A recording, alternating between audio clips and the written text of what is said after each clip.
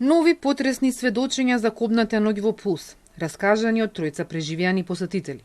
Пожарот се ширел брзо, настанал хаос и стампедо, но и блокада на единствениот излез. Млада жителка на Кочани кобната ноќ била во диското со 4 другарки, од кои 2 малолетни, но влегле без да им биде побарана лична карта.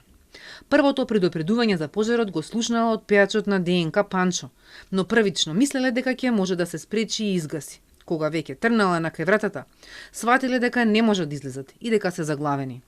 Не се гледаше ништо од чат и имаше чуден мирис. Почнав да губам свест и се сеќавам дека се разбуди во дискотеката, а околу мене имаше други луѓе кои лежеа и не беа при свест. Додека се обидував да станав, слушнав глас како ме повикуваат да погледнам на кај излезот. Станав и се упатив натаму. Имаше дупка направена во зидот. Ми подаде рака Ивица, излегов и пожарникарите ме презема оттаму.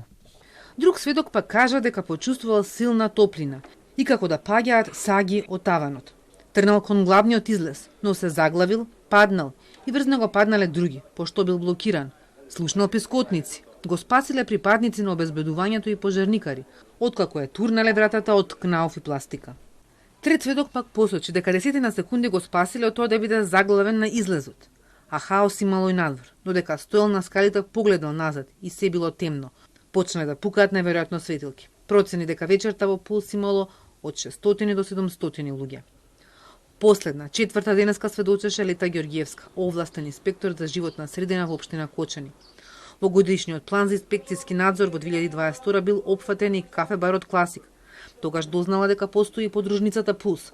Кога отишла таму да направи редовен надзор, констатирала дека фирмата Класик ДМ е затворена и не работи. Немало нов надзор во Пулс и по 2022 година.